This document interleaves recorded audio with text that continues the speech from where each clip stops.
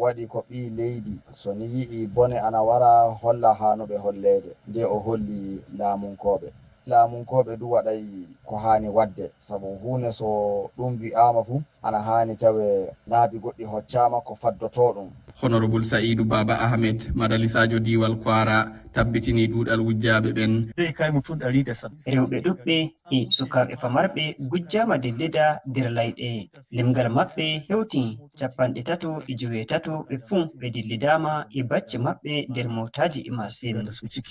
non ma sarɗiyankejo on wi woɓɓe nawnaɓe dogginama nyawdorde walla safrorde hewtanɓe kamɓe joweeɗiɗo hoorejo leydi Nigeria ni umri yerɓugo ɓeydari rentoɓe to labbaje ɗen sarde nde tefore ina jokki ngam heptugo ɓe giitaka.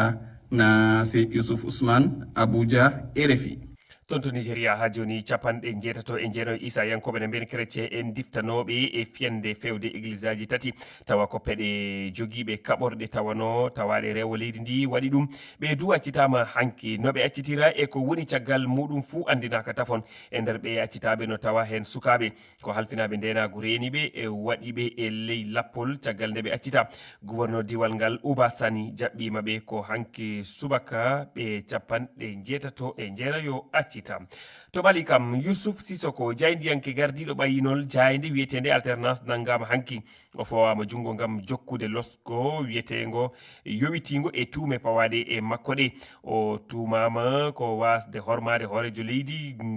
wondi caggal nde o waɗi e windande ñiŋoje faade Abdourahmane Tiani hoorejo laamu fadew Niger keɗoɗen jantore Bocar Tall. Youssouf Sissoko waɗi alkamisa hanki jamma mum gadana to galle kaso mawɗo mo Bamako so en tubnimo e koreji o jayndeyanke e pelle jayndeyankoɓe hewɓe Youssouf Sissoko nangira ko ustude hurum laamu Mali ñingde hoorejo leydi gondi e sarde kabaruji ɗi gonɗani e tikkere mawde général Tiani tuumi Emmanuel Macron hoorejo leydi France Alassane Ouattara mo Côte d'Ivoire e Patrice Talon mo leydi Benin ɗum woni ko winda e ɗerol gadanol jaynde alternance altine jawtuɗo tugnade e ko hoorejo laamu fadew Niger haali faade e jangu wadnongu to aéroport mo Niger yontere yawtude jangu ngu kulyankoɓe état islamique gandini ko kañumen ngoni caggal mum jayde nde ɓayyini ko bindollo carengol e mediaji renduɗi bindollo ngol goto e doɓɓe leydi ndi biyeteɗo Sambou Sissoko waɗi e hello mum Facebook e maggol omo arta e darde hoorejo leydi Niger Abdourahmane Tiani dari faade e hipande wonde ko ɓoyani to bo walla laaɗe wiroje ñamey o holli wonde tuumeɗe général Tiani waɗi faade e France Côte d'Ivoire e Benin e hay hunde fawaki Sambou Sissoko andini wonde ko kanko général Tiani woni mo haalani gonga walla ko habroɓe makko goni ɓe ganda hay hunde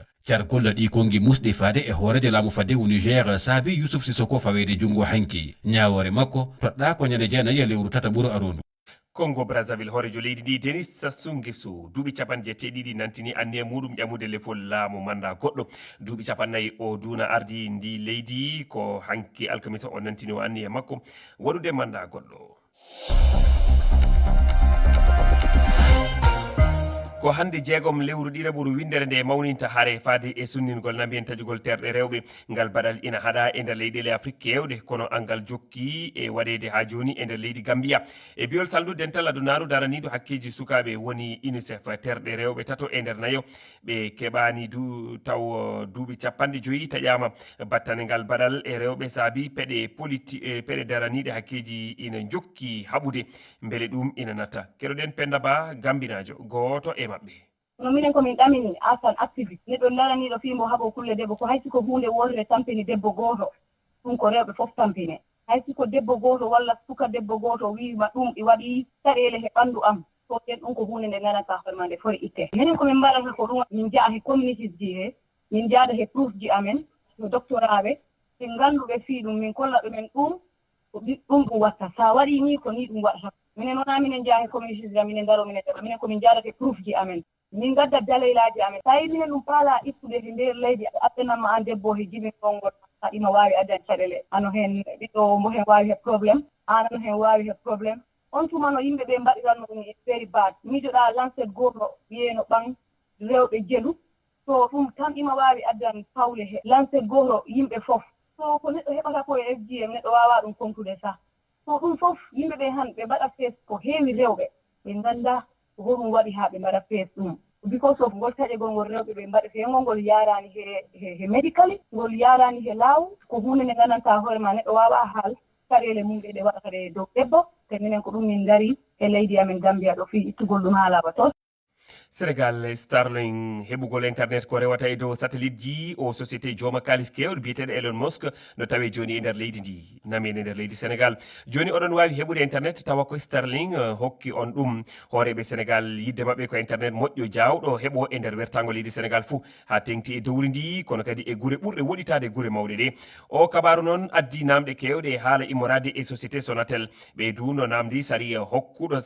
Starlink waɗude ɗe golle e nder leydi ndi andine keɗoɗen Fadima Sy. Réseau internet Starlink yettima Sénégal ko Elon Musk e hoore mum yaltini kabaru o e hello makko X alarba heccanki. Starlink ko lowre internet jawɗo rewrude e satellite ko SpaceX société mo Elon Musk darani ɗum gargol makko bitti Sénégal naaɓe be fof saabu hay goto tinano ɗum ina wone fewjede lewru sappo ɗiɗa ɓuuri yawtudu ndu jagoɗo halfinaɗo jokkodiral e téléphone uji hollitino e yeeso sardiyankoɓe ɓe wonde internet rewrude e satellite ma waɗi Sénégal dow e sakkitoɗo hitande nde ɗo yidde gouvernement Sénégal wonno internet yetto e guurede fof fodde million neɗɗo keɓa hen taw ɓe joɓata kono ɓe labbinani ko ɗum saabi nde kabaru o yaltinde syndicat gollotoɓe to Sonatel Orange jaltine namno e hol sardiji Starlink ari Sénégal beele ko hokkado licence hol licence o jogui no foti o yobi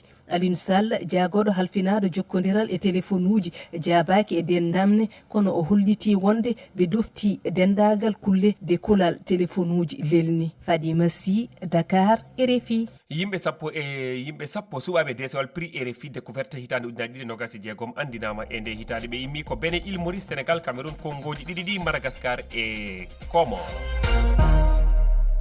Yamde jeetati silmaji 41 ɗo e Dakar tedduɓe ko lamorde Sénégal.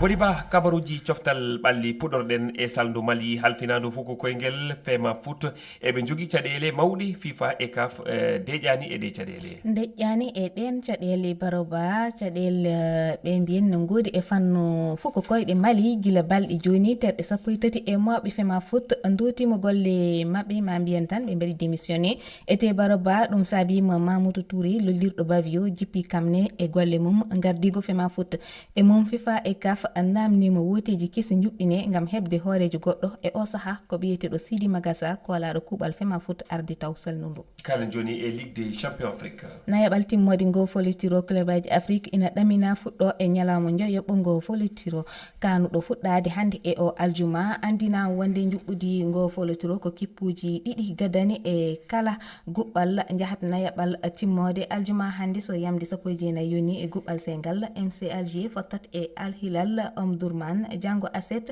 yamdi 13 wonande guɓɓal A Power Dynamos fittidat e RC Berkane yamdi 16 Petro Luanda e Simba SC tawaɗe e guɓɓal dengal kawrata pottite ɗiɗi pada e guɓɓal bengal so yamdi 12 yoni ko hakkunde JS Kabylie e Al Ahli kadine AS Far e Young African Alert pottite goɗɗe juɓɓinete ɗum noon yewte coftal ɓale artat e mum non jatti boli ko fati e mercato teskaɗo e ɗe balɗe won e clubaji no wodi fettoɓe hollitɓe koye mumen eyi baro Ademalo Lukman no jeeya e ɓen kanko pettomo club Atlético de Madrid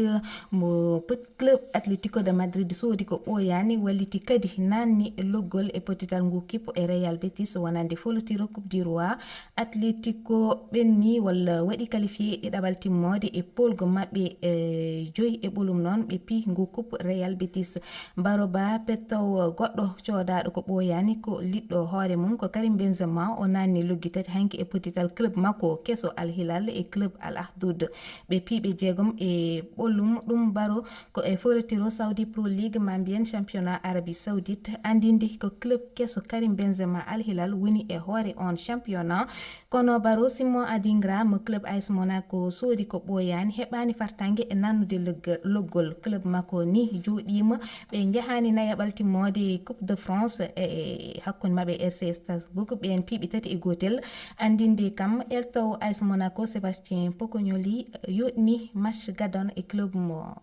o oɗo petto Simon Adingra non jati boliba a jarama ɗiɗo kabaruji coftal balli en keɗoto joni ñoggande jewte waɗade taskaram on tottama konngol jetten hen ko Fatimata Sisawani ka ñoggalngol on toɓɓe yawtuɗo e nder nde yontere on taskike altine pellital ardiɓe laamu fadde Burkina Faso fusugol dendagal pelle dawro leydi ndi. Gadatomi wiide fof ko yo Allah hokku leydi Afrique laamɓe wawɓe yaadude e population ji mumen. Nde ɗo fewjore ko fewjore intérêt koye maɓɓe tan won ko yiyete e nder Burkina ko politicien ji ɗi jaltata kala ɗum. Donc noon ko ɗum ɓe jiiɗi won ko ɓe mbaɗata ko ganduɗa ɓe jiiɗa haale. Burkina te en jiiɗi eɗen mbawi wiide guelgande o jooɗi Burkina ala darwiyankoɓe guelgande o jooɗi Burkina jogui tan ko konngol goto e yo ala yo fof kam ji te leydi wawa yaade caggal dawriyankoɓe ɗum so wiyama e haade e nder leydi ɗum firti tan ko yidde ɓeydude fannude koddigal ngal hakkude maɓɓe. Burkina wona pelle dawriyankoɓe ɓe caabata leñal leñamago ha caaba won gueɗe ala ko kamɓe arduɓe no ɓe gardi ɓe ni ko kamɓe caabi hande kala ko woni e nder ɗe leyɗele. Leydi ndi ala subgoji mi yiyani nafa dawriyankoɓe so tawi pelle maɓɓe pusama haɓe ganduno Burkina ke AS jeeya ko hefti Mali ko ɗum opéra Burkina Faso kamɓe dawriyankoɓe yoɓe muñ ha laamu civil arte nder Burkina en gandi ɓesgugu wayri weltade guile ɓe cuɓi Kabore Damiba ari iti Kabore Ibrahima Traoré ari iti Damiba yeehi mo woli Togo o artiri ɗum e nder leydi guile on waktu Ibrahima Traoré natti hoolade. ko pee holɗe hana ɓamede ngam sembinde ndenago golloɓe e nder ogirɗe asirɗe jawle iriɗe. Ko Afrique tan jiyata leyɗele ɗe mbaɗata contrôle ogirɗe maɓɓe. Yimɓe na ndewi he leydi he tan na ngasa ɗaɓɓa jama ɗaɓɓa kange ala ko ndenago woni hen ala ko kisal woni hen. Kono ɓe jiɗiri ni tan ɓe gasirta ɓe ganda asde leydi ina jogii dosɗe kisal ɗe gandanɗa hoorema ko noon asirte. Afrique neɗɗo ɗo yiɗi fof yaade asa hen gasɗe lugguɗe ɗe gandanɗa hoorema so neɗɗo yani hen mayat kala ko yani hen mayat. Ogirɗe ko jogoto ɗum ko laamu wona yimɓe tan na jaha na mbaɗa ogirɗe ɗo jiiɗi wadde fof ala ko laamu waɗata ɗum contrôle si a hokkaka permis a yeehi aɗa asa ko laamu foti jaggude ma. Gouvernement jiɗi no jogii probléme sérieux jo fi ɗum ɗon yo haani harana yimɓe ɓen tigi naatata sora ley ton ka yehi ha tawi sorete o ɓe ñakkita ɗum ɗon ɓe itta sa goɗɗo sorata ley ton aray gouvernement ji ɗin ɗi weltindi e jama majji o kono guine ɗo carriére ji jaare aray ɗum no wofiti e hoore yimɓe woɓɓe goo yiite woɓɓe goo luttirano ron ka jiitede few ɗum ɗon no yormino satti gouvernement ji fewndiɗi wona menen kamen ga ɓe haajaka e jama o.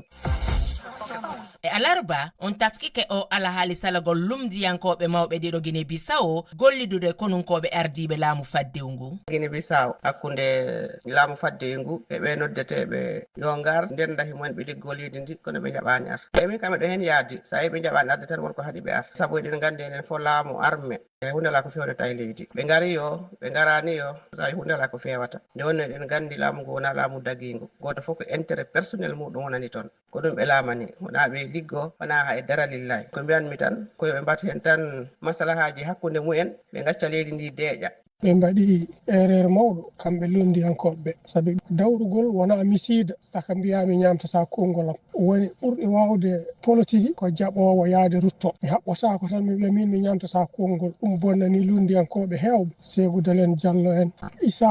Maurice mo Cameroun en e woɗɓe ƴeewen politique Abdoulaye Wade kala nde Abdoulaye Wade waddano e Léopold Sédar Senghor so gañama tan artat ƴetta hen poste ha somgo fando kadi lumdo yaltani leydi mum heɓi leydi ndi kadi laami ɗum. ko honno yirɗo ngol ittugol eltoɓe diɗe fugu koyngal caggal nde diɗal maɓɓe piya e folotiro kan jawtuɗo en jii internet ji waɗi hen diwaɗi te wona ko foti wonde goɗɗum noon ina wona e internet ji ɗi goɗɗum ɗum i wona e fédération o e hoore mum saabu si tawi woni neɗɗo okkama hunde o wawa ɗum wata o acce ha o woɗɗoya ɗimmitel mum kadi so tawi neɗɗo o okke hunde yo o acce o liggo kono ɗum i woni probléme mo ganduɗa hoore mum neɗɗo o okkete équipe o ha para ko kanko ardi équipe o kono tawi fayda ɗon rôle o ala e juuɗe makko ko président fédération walla takkiɓe makko ɓe ko ɓen ɓurta ƴettude ko ɓe jiiɗi fof ɓe gaddana mo saabu si neɗɗo okkama hunde e nder hitande duuɓi ɗiɗi o wawani yaltinde résultat wata yaawe wiyeede o wawata. eltoɓe ɓe ko ɓe guittete ko ina wawi tawa won hen eltoɓe ɓe mbaɗata ko jumre mawde ha ɗum itta ɓe neɗɗo kam sa yoɓi ɗum a wi ɗum gollanam ɗum ɗo beele mbiɗa daña ɗum ɗo so ronki heɓandema haydara tan seedanaki mbiyata ɗum komi yaafima ma ene jogo sababuji noon sabu ko jiiɗa football ne heewi haala gila e fédération to heeda heediji ɗi ɗum ɗon fof kirodiral ene hakkude maɓɓe ɗum noon ene haɗa joueur dañde chance ene haɗa entraîneur dañde chance wona entraîneur fof poti ittede entraîneur ene ande kañum kay waɗi golle muɗum hayso joueur aji ɗi mbaɗani ko ponno wadde ko wona entraîneur kam waɗi ko fonno wadde ko ɗum kam ande faame tan a waɗi won changement ji a fotani wadde ɗi a nani e potani nadde ɗum ɗon ko haala mum banggue foti andede hen en ñalorma ka yewtere meɗen on tottama konngol. Amadou Barouba. ɗum ne selli tedduɓe heeɗiɓe refi fulfulde ko ɓuuri tengtude kabaruji ɗi hannde oɗo subaka niger jango waɗi to diwal tilaberi alarba faltir ɗum waɗi ko wadboniyankoɓe jani e nokkure kono niger to makkalo ndi fodde 49 kilométre hakkude muɗum e ñamme lamorde leydi ndi jenim fedde kuliyankore kolli kañum waɗi gujan ngu limore mayɓe walla barmuɓe andinaka tafon e wiide humpitoji kisal noon ko police goto wara hen to mali kam yousuf sisoko jayniyanke horejo jaydi wiyetede alternance nangam hanki ono tuma wasde hormade horejo leydi jaraniri caggal nde waɗi e windande ñiŋoje fadi e abdourahmane tiani horejo lammu fadde o leydi niger tedduɓe ko ɗo kaɗeten e ɗiɗo kabaruji jetti jarni dendagal nanguɓe golle ɗe sohnaji diagne to karalagal to wondude ina bolaro kona ɗum joni joni ko taskaram lawol gandal e nedi en jetti en jarni fofen yo jaame kisal woni moon on jarama allah keñal de jaam